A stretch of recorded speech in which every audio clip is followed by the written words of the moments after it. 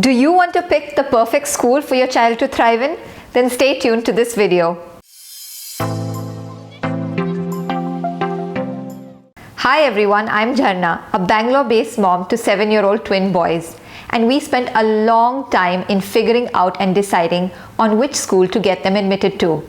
And today I'm going to share with you all that I learned during the process. Admission season is going on in most parts of India, and selecting a school that your child will wake up happy to go to each morning is every parent's dream. And it is possible to find a school that your child will love and at the same time matches the values that you hold important.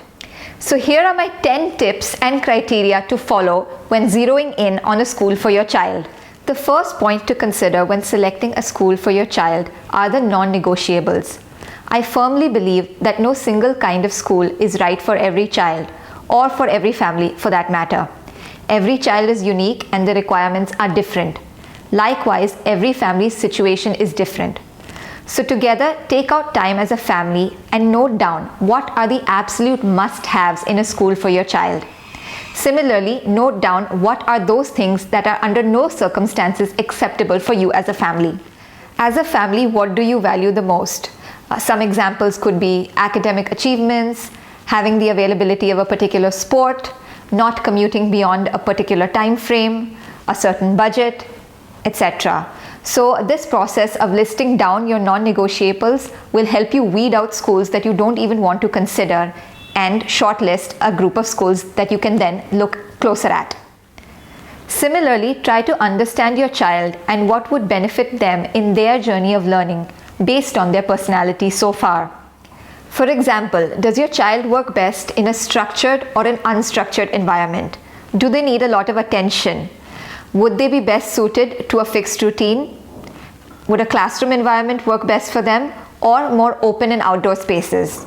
Determining both these factors, the non-negotiables and the unique requirements of your child, will help you prioritize what exactly you're looking for in a school.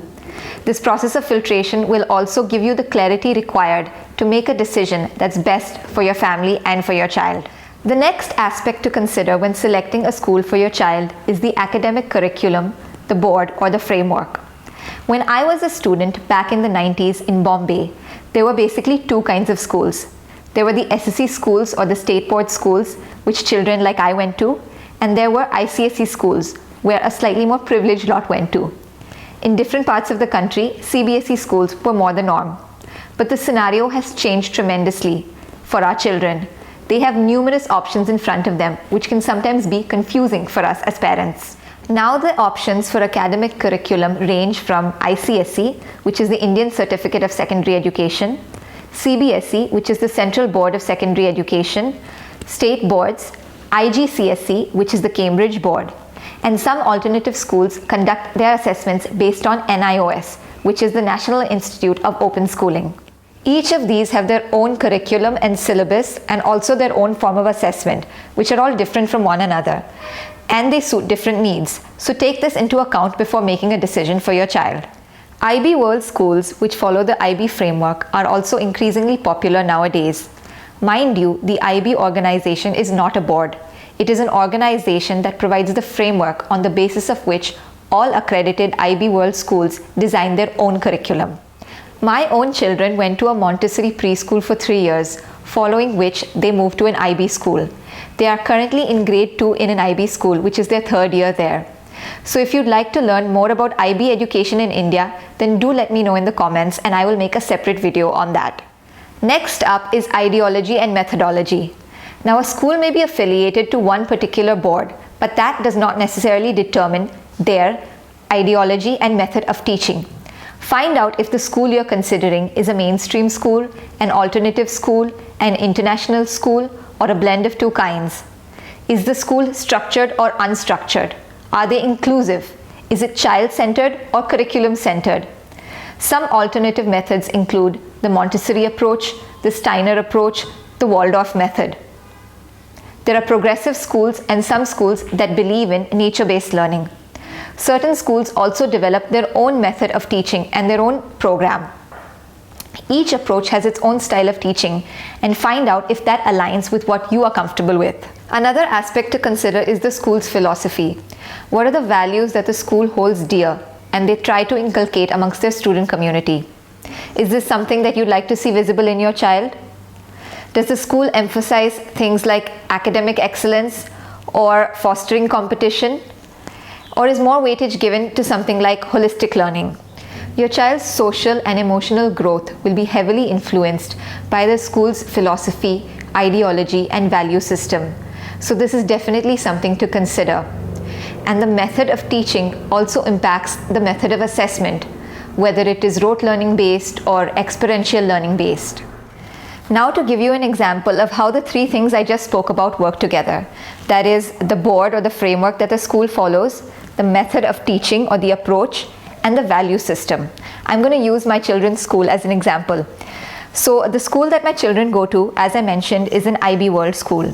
It is accredited by the IB organization and follows the IB framework when it comes to method of teaching.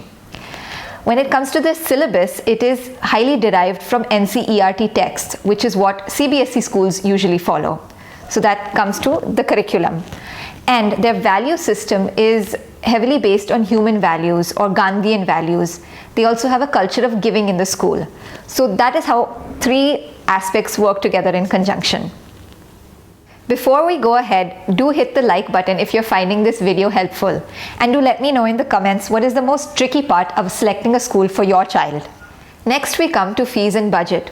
A school fees and your budget for your child's education both play a very important role in determining which school you should select. So work out with your family how much you are all comfortable in spending on your child's education per year. Do keep in mind factors like fee hikes, inflation, future financial commitments, and possible unforeseen expenditure. Check with the schools that you have shortlisted about their fees and the breakup of their fees, like how much is required for tuition fees, transport, meals if you plan on opting for meals, security deposits, admission fees, and also miscellaneous or any other hidden expenses like books, uniforms, annual day, field trips.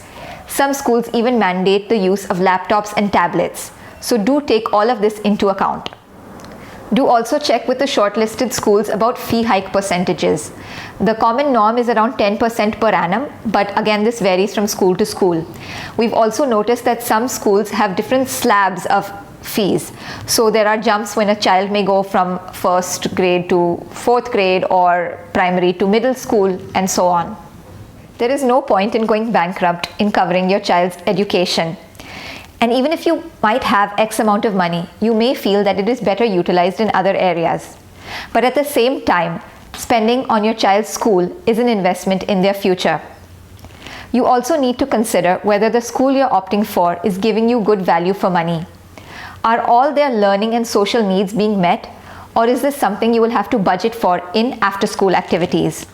Next up is the aspect of travel and transport. How far is the school from your home? How long will it take for your child to reach school? How much time will they spend in commuting to and fro? When we began looking for a school when my children were very young, that is when they were in the preschool age, we were looking for primarily a school that was very close by because we didn't want such young children who were toddlers to spend a lot of time traveling. But as they grew up and we were looking for a more formal school for them, we were okay with them traveling a further distance. What is the mode of transport your child will be using? Is the school close enough that they can walk up? Will you need to drop them, and is that feasible for you? Does the school have a transport option like a school bus or a school van? If you're opting for school transport, then how safe and comfortable are the buses? Are they air conditioned to prevent pollution and dirt from being inhaled? What is the overall condition of the buses? Do they have seat belts in them? Is there an attendant available on hand for the children? Is he or she trained and trustworthy? Do the buses have GPS tracking? Is there enough space for all the children to sit comfortably? These are some aspects to look out for. I was very particular about the issue of transport for my children. Since I've been involved in several road accidents myself, this was something that I was a little conscious about. So when we were considering schools for our children, we actually went and looked at these aspects very carefully, to the extent that I've even entered the school buses to check whether they had seat belts or not, and spoken to other parents of children who were using school transport. Next, we have environment and logistics. Now, this is with reference to the infrastructure and facilities available at the school premises. How is the school building and campus? How are the classrooms and sports facilities? What about other areas like music rooms, labs, libraries, auditoriums? Do they have enough equipment and space for each student? Does the school have playgrounds and open areas? What about the classrooms? Are they clean and inviting? Would they inspire a child to learn and to be at ease? Do the classrooms have work of the students on display? What about hygiene levels? Take a look at the school's bathroom to see if it meets your standards. Now that we're still grappling in the midst of a pandemic, it makes all the more sense to look at measures they've taken in place for aspects like social distancing, hand washing, sanitization, and disinfection. Also, find out more about the school's security measures. How do they keep track of all their students and ensure that no one gets hurt or gets lost? The next aspect to consider when narrowing down on a school for your child are non-academic activities. What sports and physical activities does the school offer and at what level? Do they have the required faculty and facilities for them? What about arts, craft, and music? Do they send their students for inter-school tournaments and competitions? How do they support students who demonstrate excellence in any one of these areas? Aside from that, does the school also encourage the development of other soft skills like public speaking, working in teams, social and civic projects? These are just some other examples. The importance the school gives to non-academic activities is also a crucial factor.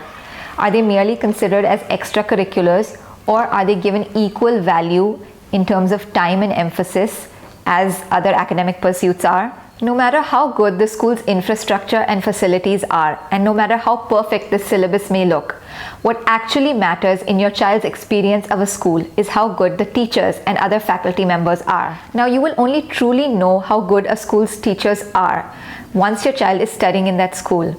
And this experience may also change on a yearly basis within the same school. But there are some things you could do beforehand.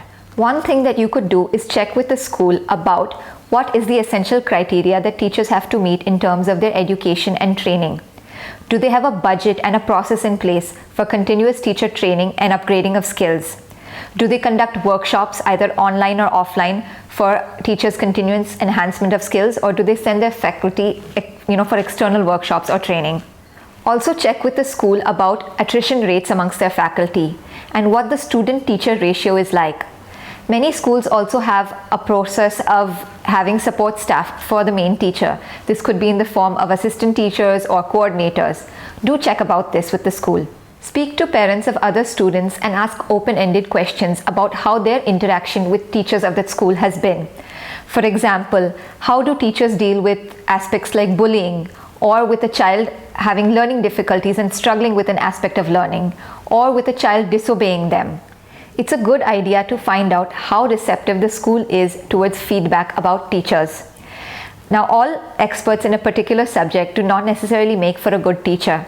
It's important that teachers are compassionate, enthusiastic, and that their attitude is student-centric. And now to the next point that has to be considered when selecting a school for your child, which is communication. But before we delve into that, there's also one bonus point that I'm going to add, which will absolutely help you clear all your doubts before making the final decision. But you're going to have to wait till the absolute end of the video for that. Now back to the criteria of communication. What I mean by this is how the school communicates with you as a parent. Even before your child is admitted, this is something you can factor in based on your interaction with the school. What is the school's process of dealing with potential students and their families? Do they allow for school visits? Are they transparent in discussing all your questions and doubts you may have? Are they easy to reach out to? What is the mode of communication they adopt before and after admission? Are the top management of the school available easily for interaction? On a daily basis, how accessible are the teachers and other staff members? As a parent, if you have a concern, how easy is it to reach out to them? And what is the process involved to reach out to, the faculty or other staff members? How do you go about doing this on a daily basis, even for smaller concerns? To give you an example, some of the schools we were considering for our children were very formal in their communication with us even before admission. They required us to fill out a dozen forms and go through a long process even before making a simple school visit.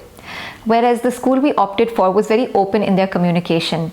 They not only let us take a tour of the entire school, but also were available to answer any doubts we had.